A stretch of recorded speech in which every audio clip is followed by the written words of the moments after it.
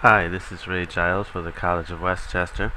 We're going to explore Microsoft Excel 2010 and learn how to build a simple general journal. Now, this project, when we're done, we will have a general journal much like what you're seeing in your accounting workbook, WP page 203.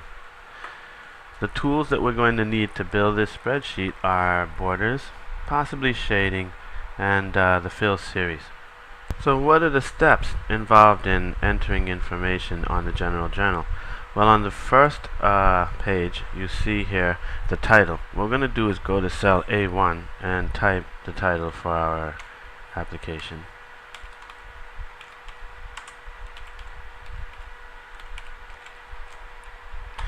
And you'll note from earlier Excel exposure that Excel actually stores information in one cell, not two, even though it bleeds into cell B1. What you're looking at are the cell sizes.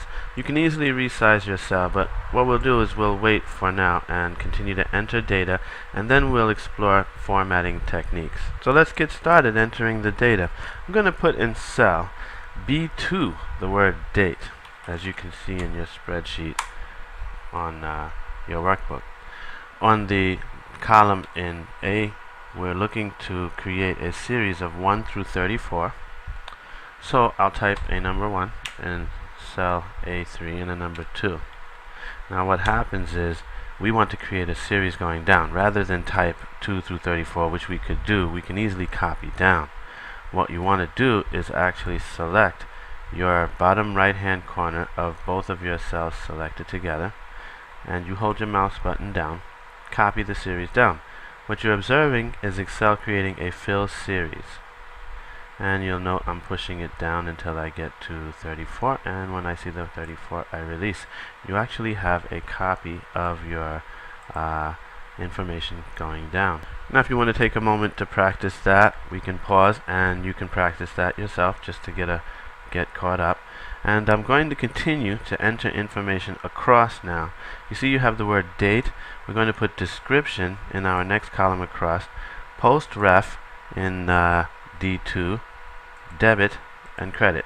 So let's go ahead and do that.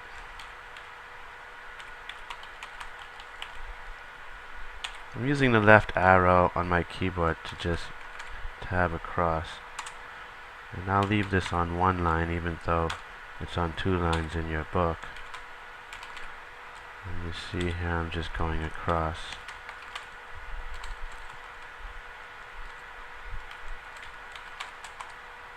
Okay. Now Excel has different ways to format cells. Formatting, as you can see here, a description is cut off. What I can do to format it, much like the book description, is to go between my columns. You'll notice my mouse in between the columns C and D. If I hold the mouse button down, you can also see the amount of width and pixels. 8.43 or 64 pixels going across. Easily you can scroll across. Now it's up to you to decide the length or the width that you choose.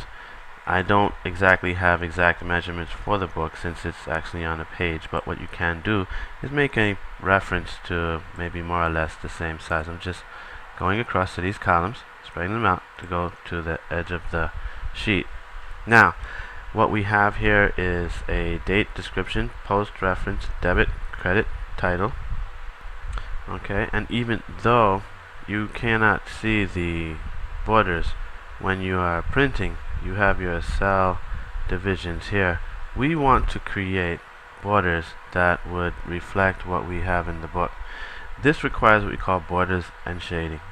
If I move my mouse over to the font group, and you're looking over here, you're looking for more borders. Let's take a moment to explore the list as you click that.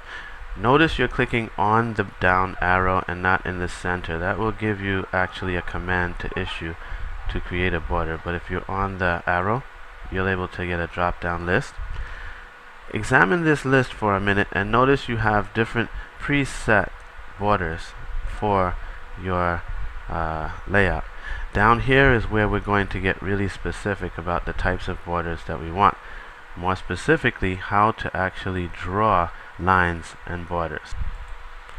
So we're going to draw lines and borders, but before we do that, Let's choose a line style and possibly a line color. More importantly, the line style. If you notice below your general journal title, we have a double line. So let's go ahead and look at the double line selected here, and it actually is selected. With that double line, you'll notice you have a pencil. With this pencil, you're easily able to position your mouse. Now remember, it's very precise, so you want to be where you wish that border to go. And as you hold your mouse button down and drag, you'll notice that if I deviate and not let go of the mouse, I'm actually getting a box instead of a border. So I'm going to let go straight across, and a lot of this is just using the mouse correctly and driving. We'll talk about that in a couple of seconds. So why don't you go ahead and try and practice that. You can pause if you wish before we move to the next step.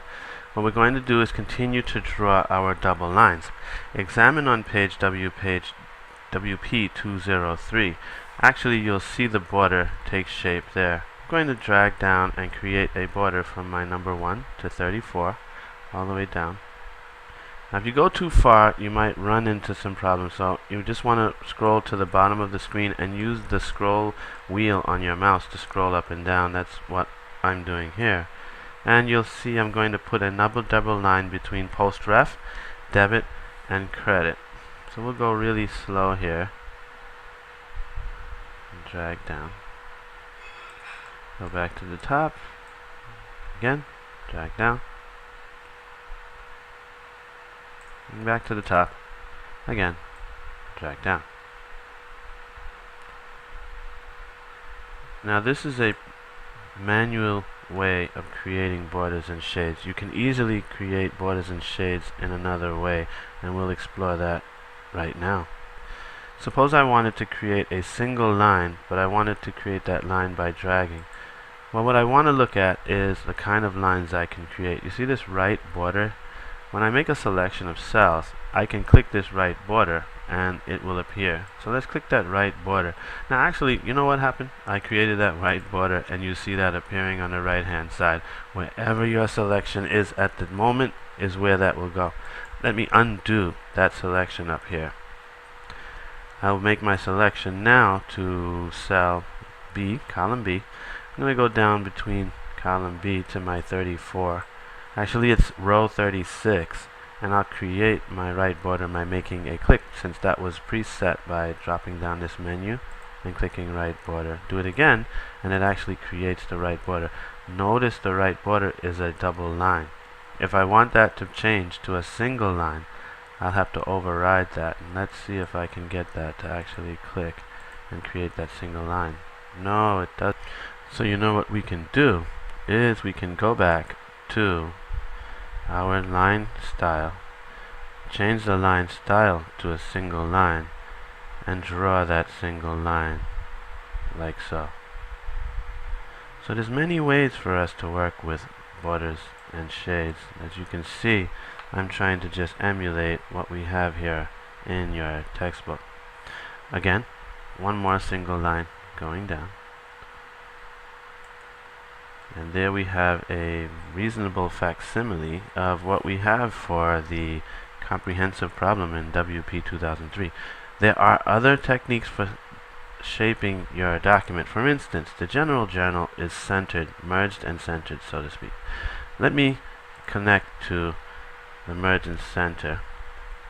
Going back to bottom shades, I'm going to actually create a shade here. If I can get out of this borders and shading, hitting the escape key on your keyboard will allow you to get out of that pencil if you ever need to do something else. I'm going to make a merge and center of our general journal. You'll notice I made a selection in the center of our cells by clicking the merge and center button, which actually should appear in this menu. Since you're using a smaller screen, you'll notice the merge and center is in the alignment group at the top right hand corner. You'll notice that next to your cell alignments, and I'll click that. You'll notice general journal is now centered. I'll bold it out. We need to create a semi-border for the top of the general journal. Now, merging and centering allows you to select many cells together. You'll notice that's one cell now, With one click, I'm able to select that entire range.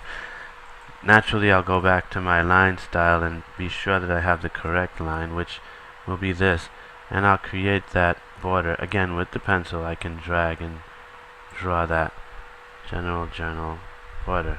Hitting escape takes me out of the general journal. So what do we have here? We actually have a general journal now with lines. Now, what we do not have are our individual lines going across. This can be achieved if you wish to enter data and have your borders going through, so each row gets an actual line. We'll do that now by making a selection of our cell range and clicking our bottom border. Now if I click all borders, what are we going to look for? We will see everything turn into a single border going across. This changes our layout for those double rows. I'm going to undo that and see if I can give it a bottom border for our cells. I don't think I see it. So you actually have the option of either keeping it with these double lines or creating your line rows that go across in another way. Or you can drag and draw your borders going across. Okay, so that's it for today. If you have any questions, you can get in contact with us and we'll take it to the next step for the rest of it.